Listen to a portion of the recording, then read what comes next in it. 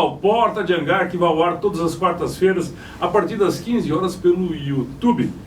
Você tem que ir lá, se programar e inscrever no canal, dar o joinha, curte, dar sua opinião, porque é o seguinte, a gente precisa da sua opinião, da sua curtida, tá bom?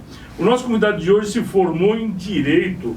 Ele tornou-se procurador do Estado e depois foi para a política. Exerceu os cargos de vereador e deputado e foi ministro do STM, Supremo Tribunal Militar. Nosso convidado de hoje também é piloto e teve avião. É o nosso amigo Flávio Flores da Cunha Berrenbach. Seja bem-vindo, Flávio Berrenbach. Você prefere que chame de Flávio ou Berrenbach?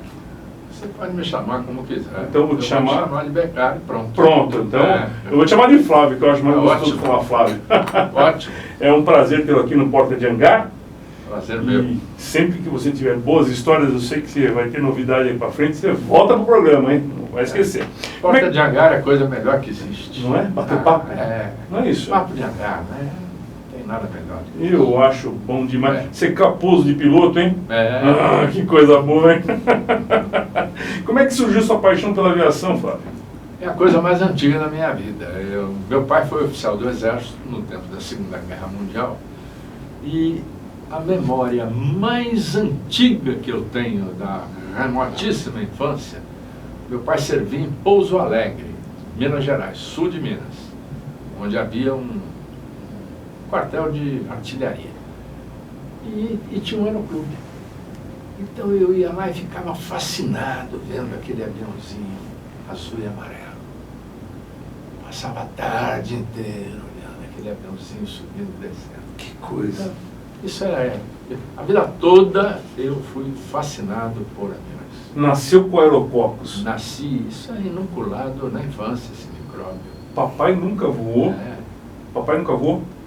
Não, meu pai era oficial do Exército. Não era apaixonado? Gostava tanto de aviação que na minha infância o meu pai assinava 2 revistas de aviação que eram muito populares então. Uma americana que se chamava Flying e a outra também americana que se chamava Skyways. Agora, a Skyways tinha a vantagem de ser uma edição bilíngue em inglês e espanhol. Então eu aprendi inglês ali. Eu li aquilo em espanhol, que espanhol era uma coisa que dava para eu entender tranquilo, e aí fui traduzindo e aprendi inglês em revista de aviação. Mais tarde aprendi francês em revista de aviação também. Que legal. Mas porque hoje em dia é tão fácil aprender inglês e Pois francês. Vai na internet. Naquela época não tinha escolas e professor particular, então eu fui aprendendo, tenho bom ouvido. E eu espanhol, inglês e francês eu devo a essa paixão aqui. Que legal. E aí foi tirar o brevet aonde? Quando é que... Campo de Marte. No Campo de Marte. Campo de Marte, a partir de 1959, o primeiro avião que eu solei, meu primeiro voo solo foi no dia 26 de janeiro de 59. Que legal. Paulistinha HCC. HCC. Do Mackenzie. Clube Aeronáutico Horácio Lane do Mackenzie. Que legal. Porque eu estudei no Mackenzie ginásio e colegial. Depois, quando eu fiz vestibular, para a Universidade de São Paulo e entrei na Faculdade de Direito lá no São Paulo. Que legal. Gente, para quem não sabe, o Mackenzie foi uma escola famosa de aviação e infelizmente acabou por um incêndio no hangar do clube. Foi. O HCC... O HCC caiu na represa. Ah, então... O HCC sobreviveu ou não? Não sobreviveu. O HCC foi... Alguém fez um rasante na represa, eu sei até quem foi, bateu com a ponta da asa na água. Capotou. O avião capotou. O piloto sobreviveu, que graças bom. a Deus, mas o aviãozinho foi embora. Será que se a gente for na represa ele está lá agora? Olha, não posso te dizer, isso faz 50 anos, mais de meio século. Você sabe que eu tenho um amigo meu que eu não vou contar o santo, mas vou contar a história. Foi trasladar um avião, se ele ouvir nosso programa ele vai saber que foi ele. Foi trasladar um avião pro... um T6, e aí no meio do translado ele viu um veleiro com umas gatas lá em cima, ele resolveu dar um rasante com o T6 e a asa pegou no mar. No mar. E aí, tá, não sei o que, ele conseguiu voar, chegou lá para entregar o Temer, o dono do Temer olhou e falou, deu um rasante em cima do mar? Daí, como é que você sabe? Porque tem água salgada aqui na ponta, ficou com água salgada na ponta do avião. Quer dizer, ele exagerou um pouco na... Eu tenho outro episódio de Paulistinha de represa, que aconteceu comigo. Esse aí foi com um P-56 do Aeroclube de Ourinhos. Minha mulher é de Ourinhos, estudou ginásio lá, os avós da minha mulher moravam lá, as minhas filhas, crianças, passavam muito tempo na casa dos avós, então eu entrei de sócio do Aeroclube de Ourinhos. Quando eu ia a Ourinhos, voava. Pegava o Paulistinha lá e curtia. Um dia eu fiz um voo ali pelas redondezas de Ourinhos, nem me lembro para onde que foi. Quando voltei, estava o jornalista, o jornalista responsável pelo Jornal da Cidade, que se chamava Jornal da Divisa, Benedito Pimentel. Aí o Pimentel disse, olha, está pegando fogo o hospital em Echaporã, e aqui perto, você me leva lá que eu quero tirar umas fotografias. Eu falei, tá, só meio. Só que eu preciso completar a gasolina, né? Então, completei a gasolina e saí com ele. De longe se via aquela coluna de fumaça. Foi bravo, então. Foi a Santa Casa de Echaporã. Então eu dei umas sobrevoadas ali, ele tirou uma porção de retrato, eu falei para ele, você não quer descer lá e fazer uma... Porque a estrada aqui está absolutamente livre. É só pousar. É só pousar, te deixo na estrada e já sigo em frente, não precisa nem fazer o táxi. Ele falou, quero, Paulo. Então, assim fiz. Desci, abri a porta do avião, ele saiu, eu ataquei a manete e fui embora. Aí, de repente, eu olhei o medidor de gasolina do Paulistinha, que eu tinha completado o tanque, e o medidor de gasolina é uma rolha, né? É uma rolha. É uma rolha e estava baixíssimo. Vai? Estava baixíssimo. O tanque está furado, será? Mas eu falei, o que é isso? O que está acontecendo? Bom, e aí, no meio do caminho, tinha a represa de Salto Grande. E eu, do outro lado da represa, eu vendo Ourinhos. 25, 30 quilômetros dali. Menos de 10 minutos de voo. Mas aí eu falei, de repente eu fico sem gasolina no meio dessa represa. Deus que me livre, vai ter que nadar. Imagine, né? Aí eu dei uma volta assim, tinha o campo da usina hidrelétrica de Salto Grande. Eu pousei lá. Cheguei lá, o tanque estava desatarrachado. Vazou então, gasolina. Ela vazou por cima, deu um efeito sifão, que eu não tinha apertado bem. Estava quase sem nada. Eu ia cair no meio da represa. Que sorte que foi seu pouso lá, hein? Foi Pousei. divino. Bom, acontece o seguinte, tive que andar alguns quilômetros, chegar na beira da estrada, pegar uma carona. Quando eu voltei, quando eu finalmente consegui chegar em Ourinhos, o jornalista Benedito Pimentel já estava lá de velho. E todo mundo apavorado. Oh, DRBA caiu. Já tinham ligado para casa da avó da minha mulher. Eu falei, calma, pega o outro Paulistinha aqui, vamos botar um tamborãozinho de gasolina. Vamos até lá que eu trago ele de volta. Em meia hora nós estamos aqui. Resolvido o problema. Mas agora, isso é uma história legal e você se safou. Teve alguma troca de cueca daquela que você falou, puta lá vida, agora eu vou partir para conversar com São Pedro ou não?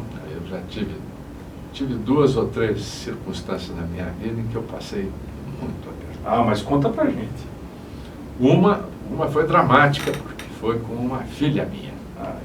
Aí é ruim. Uma filha minha indo de Piper, Arro, de São Paulo, de Marte, a Porto Alegre. E a gente pega um trecho, quer dizer, para ir em linha reta, você pega um grande trecho em cima de mar. Você deixa o litoral ali de Santa Catarina uns 30, 40 quilômetros para a direita. Aí o tempo começou a fechar. Começou a fechar. Eu sem painel suficiente para voar IFR. Naquela época sem GPS, com certeza. Não, sem GPS. GPS eu não sei usar até hoje. Não aprendi. Mas eu fui descendo. Chegou um momento que eu já não distinguia mais entre o céu e a base da nuvem. E a minha filha de 13 anos do lado. E ela não entendia nada que estava acontecendo. Mas eu não podia deixar minha filha nervosa. Claro. Então eu pensei, eu vou fazer uma curva para o oeste, vou seguir a linha da água aqui e vou chegar na praia. E na hora que eu chegar na praia, eu vou fazer um pouso de barriga. Que não dá mais para prosseguir. Bom, assim eu fiz, né? Mas aí foi dando uma limpadinha, daí a pouco eu vi o farol de Santa Marta. Ah, beleza. Eu vi o farol que de Santa alívio. Marta, eu falei, eu sei onde eu estou. Sei onde eu estou. 3 minutos depois eu estava em cima de Araranguá, que é a última cidade de Santa Catarina, que tem um bom campo de pouso. Aí eu desci. Nos mínimos. Que aperto. E voltamos de táxi. Mas chegou no destino, né? O importante é chegar lá, né? Tive outros lances aí de problema de visibilidade aqui na Serra do Mar, uma vez voltando. Vale a pena contar essa história. Conta aqui, o programa é todo seu, você conta quanto você quiser. Foi um dos dias mais infelizes da história do Brasil. Foi o dia do AI-5. AI-5. O AI-5, um instrumento ditatorial, no dia 13 de dezembro de 68. Eu fui a última pessoa a saber do AI-5. É mesmo? Porque eu tinha ido fazer uma audiência em São Sebastião, como advogado. E que ano foi AI-5? Desculpa. 68, 68. Eu tinha 3 anos de idade. Não você não haveria de lembrar. Mas eu tinha um Cessninha. Eu tinha um Cessninha 140 Delta em hectare. Então fui lá. Como São Sebastião não tem campo, posava-se em Ilhabela, do outro lado do canal. E eu passei, tinha um buraco entre a camada e a serra, então eu passei tranquilo para descer. Então cheguei lá, peguei o ferry boat, fui a São Sebastião. Provavelmente por causa do AI-5, o juiz tinha cancelado todas as audiências. Não houve expediente no fórum. Peguei o ferry boat de novo e decolei com o Cessninha. Aí eu olhei aquele buraco na camada, não tinha mais buraco. Ai. Como é que eu faço para voltar para São Paulo, né? Eu sei que eu fui tentando pela linha do litoral, assim, com um contato visual bom com o chão, né? Aí, quando cheguei à conclusão de que não dava, voltei. Só tinha minha pasta de documentos, não tinha nenhuma escova de dente. Comprou um calção e foi nadar em Ilhabela. Comprei o calção, comprei uma escova de dente, fui para a companhia telefônica, levava horas para ligar para São Paulo para avisar que eu estava bem. Então foi... Dessa parte da ligação. Uma outra data que eu me lembro na vida. Passei apertado. Todo aviador passa. Todo aviador passa. Eu já passei apertado. Não há quem não diga, quem disser que não passou apertado alguma vez, ou está mentindo ou é idiota e não percebeu. Exatamente. Então, olha, você vê uma coisa, você falou de mau tempo, né? O meu irmão é piloto, ele voa um Airbus 350, e ele, quando estava solo, isso em 81, ele se perdeu, sabe como? De Piracicaba, na região de Piracicaba, onde a gente praticamente nasceu, ele se perdeu por causa da queimada de cana. A sorte que ele olhou para baixo e tinha limeira. Sim, aí estava na vertical. Ainda a limeira funcionava, estava na vertical e pousou. Mas você vê, uma coisa tão pequena, né? E que acontece isso.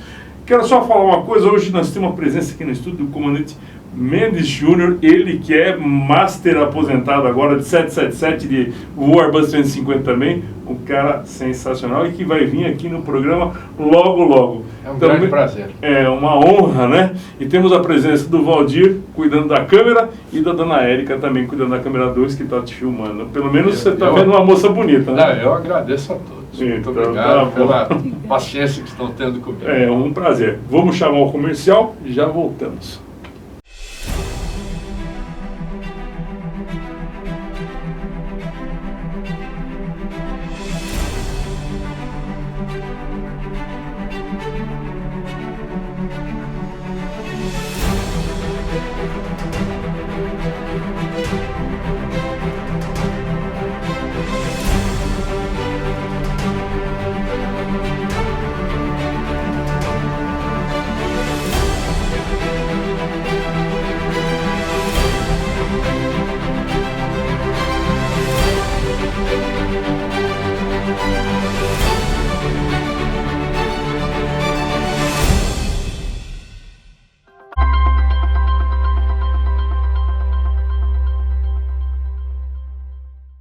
Bem-vindos de volta ao programa Porta de Hangar. Nosso convidado de hoje é o comandante Flávio Berrembá, que está contando história bacana de voo pra gente, vai contar muito mais coisa, hein? Tem novidade até. Comandante, você ia contar mais uma história de troca de cueca. Eu chamo de troca de cueca porque o cara chega em casa meio com a freada de bicicleta ali, é um problema. Nossa Senhora, então eu passei apertado outra vez. Eu comecei a fazer curso de acrobacia nos anos 70, porque no tempo em que eu aprendi a voar não havia avião acrobático. O que havia era o PT-19. Que era um tijolo voador, né? O PT-19 era um avião gostosinho de voar, mas cada manobra ele perdia muita altura. Fazia um tunozinho, tinha que subir 10 minutos tudo de novo. Tudo de novo. Então, o PT não era um avião acrobático. E os PT-19 daquela época já eram muito usados. Já, naquela época? Naquela época. Os PT-19 brasileiros vieram todos durante a guerra. Então, agora, quando chegou no final dos anos 60, apareceu em São Paulo, no Campo de Marte, uma escola livre de aviação, ELA. Eu lembro de ouvir falar dela. E a ELA iniciou um curso de acrobacia com o Cessna Aerobat, que também não é um avião acrobático. É meia dúzia de coisas, né? Vamos falar em Beaker, em Beats, Extra. Mas ali que eu aprendi os rudimentos da acrobacia. O Cessna Aerobat era muito sólido, né? Era um avião do tamanho de um Cessna 150, mas que tinha os montantes da asa do Cessna 180. Era reforçado. Era reforçado, parrudo. E depois que eu comecei a criar autossuficiência... O hábito de tomar G nas costas é gostoso, né? Bom, é uma delícia. A acrobacia é uma forma superior da pessoa se relacionar com o universo. Eu também acho. Então, um dia eu resolvi inovar. Eu falei, vou fazer uma manobra aqui. Não tem como dar errado. Quer dizer, não é um looping invertido, mas é um looping para baixo. Sim. Você faz meio tunnel, vira, sobe, quando chegar aqui em cima, você desvira. Se tiver tudo certo, você vai sair na mesma altura, na mesma proa e na mesma velocidade. É um split S misturado com um looping. É isso aí. Eu vou fazer isso. Estava bem alto, 6.000 pés, na área de manobra, que era ali em Franco da Rocha. E assim eu fiz, tá? Virei o avião e puxei. Aí a velocidade foi, ó. Quando passou a marquinha vermelha, eu falei, vai quebrar esse avião. Eu tenho que puxar esse avião com a maior suavidade possível. PT-19. Não, Cessna Aerobat. É forte, hein? Cessna Aerobat. Ele passou a linha vermelha. Aí eu percebi o que eu tinha feito de errado. Eu teria que matar a velocidade dele antes. Não é? Eu teria que virar, matar a velocidade do avião e não entrar com toda a velocidade do jeito que eu entrei. Estava embaladaço. Aí eu disse assim, mas hoje eu não vou tentar de novo. Eu vou voltar para casa. Por hoje a minha aviação parou. Deu troca de cueca, isso aí, não? Parou aqui. Eu acho que essa aí eu vou te falar uma coisa. Nossa Eu acho que Senhora. a sua vida toda foi ligada à aviação, né? Toda. Você trabalhou na Transbrasil. Eu fui vice-presidente da Transbrasil na época em que o governo federal decretou intervenção. Houve uma intervenção do governo federal e eu fui nomeado vice-presidente da Transbrasil pelo brigadeiro Otávio Júlio Moreira Lima. E o interventor era um brigadeiro 1000 homens, com quem eu não me relacionei bem desde o primeiro momento. Desde o primeiro instante eu não bati bem com ele. O santo não deu certo. Como a instrução que eu tinha do ministro da Aeronáutica, brigadeiro Moreira Lima, era para dar uma saneada na Transbrasil para devolvê-la ao dono, que era o Omar Fontana. Senhores comandantes! O Omar Fontana era uma grande personagem. Um cara de caráter, né? Cara de caráter. Eu também acho. Então eu chamei o Omar Fontana para conversar e eu falei, a minha instrução é dar uma arrumada aqui em algumas coisas, né? Dar uma arrumada. Tanto que eu levei 2 diretores adjuntos, 2 pessoas habilíssimas, nenhum deles aviador. Agora, primeiro tinha um sindicato dos aeronautas, que hoje em dia a gente não sabe, né? Hoje em dia já se sabe, mas naquela época não se sabia. Mas era um sindicato dominado inteiramente pelo PT e pela CUT. Então eles queriam sabotar tudo. Que pena. Queriam sabotar inteiramente. Então eu acertava de um lado, eles desacertavam do outro. Acertava aqui, desacertava lá. Aí eu fui. Um dia, eu disse ao ministro da Aeronáutica, o brigadeiro Moreira Lima, eu falei, nesta empresa, todo mundo está metendo a mão, menos eu. Quer dizer, do comissário de bordo até membros da diretoria, está todo mundo metendo a mão. Que tristeza, não? Todo mundo. Durei lá 10 meses e Caiu fora. caí fora limpo. Pronto. Mas o senhor sabe que o Omar... Mas uma grande frustração minha. Eu imagino, porque a Transbrasil é uma companhia maravilhosa. O Omar ficou me respeitando, quer dizer, não se tornou meu amigo, mas passou a me respeitar a vida toda. Sempre que ele encontrou comigo, ele veio apertar minha mão. Então, isso me basta. É o suficiente. Era uma companhia gostosa de trabalhar, né? Era um homem singular, porque ele era um homem gigantesco. Ele tinha 2 mãos. Ele deu um cacho de banana. Parecia um cacho de banana. Agora, ele tocava piano. Eu lembro. Tocava Mozart. Eu ia na casa dele e ele dizia, primeiro eu vou tocar um piano, depois nós vamos conversar. E você sabe que ele voava muito bem, né? Voava, todo mundo diz que ele voava bem. Ele voava qualquer avião. O meu irmão voou lá 727 de copiloto e 737 de comandante. E ele chegava na cabine e falou, comandante, aquele jeitão dele, eu gostaria de fazer o voo. Meu irmão falou, os América em dia? Está em dia, sim, senhor. Então o senhor pode sentar na direita aqui. Na direita, Meu irmão era instrutor. Claro. Sentava ali e mandava, e ele respeitava o comandante. Sim. E isso é uma coisa muito legal. E outra coisa que eu lembro do Omar Fontana fazendo, e você deve saber disso, é chamar os funcionários da companhia para dizer, olha, eu vou pagar o seu pagamento em 2 vezes esse mês, mas vocês não vão ficar sem receber nada. Não vão ficar sem receber. Então ele é um cara incrível. Eu tenho o maior respeito por ele. O Omar Fontana, gente, ele foi, o pai dele, eu acho que foi, né, o fundador da Sadia.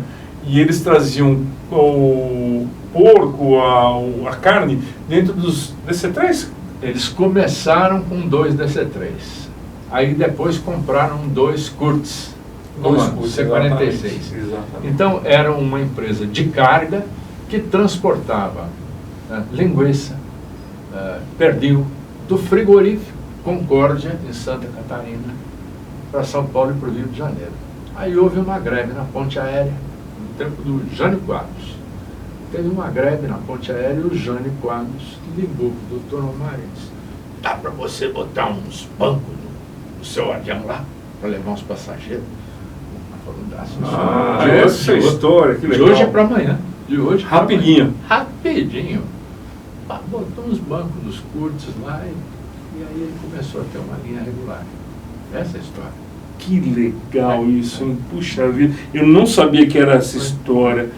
O senhor teve amizade bastante, eu lembro, te conheci, juntamente com o Fernando Botelho, que foi meu amigo também, eu andava de tiracolo com ele, fazendo fotografia e coisa e tal. E eu senti muito a morte do Fernando, né? Muita gente falou que ele foi imprudente, coisa e tal. Para mim não importa, importa que eu senti muito a morte dele. O que você pode falar do Fernando Botelho? Eu acho que o Fernando foi um benfeitor da aviação no Brasil. O Fernando criou uma pista perpendicular à represa de Tirapina. Maravilhosa, né? Uma pista maravilhosa, uma beleza de hangar, uma torrezinha de controle. E uma vez por ano, ele, a mulher Rosana e os filhos... Que é uma senhora maravilhosa, né? Eu fui hóspede deles várias vezes, na casa dele.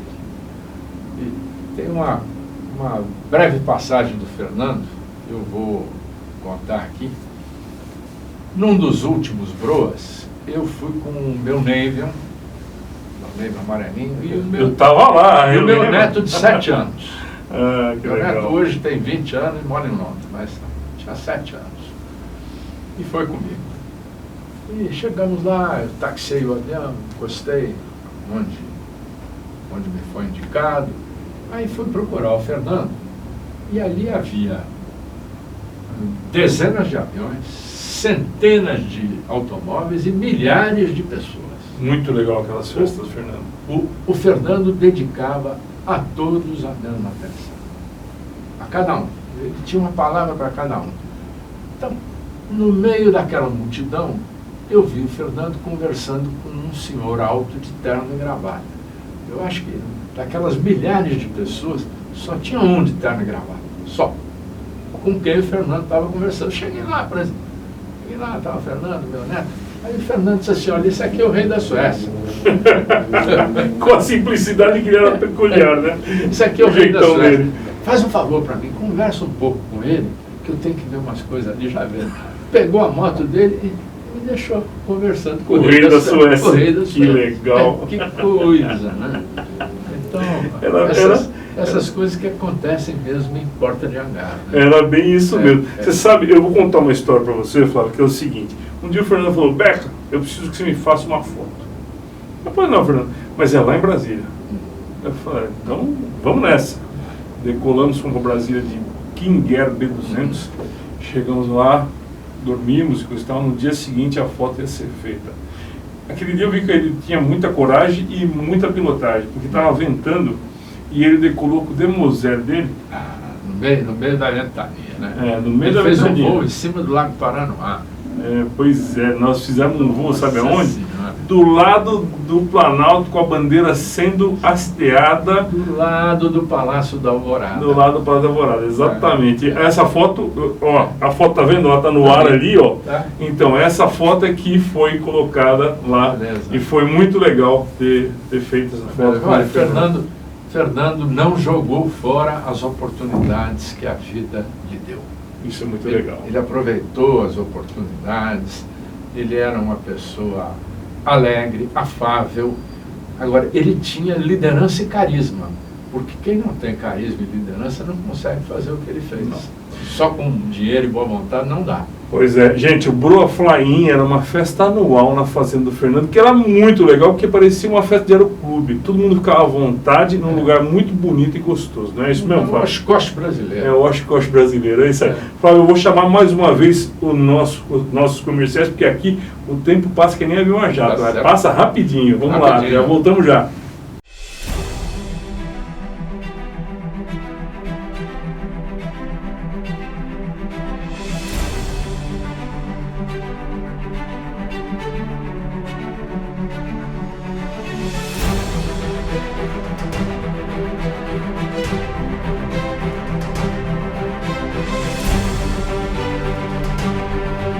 Tchau.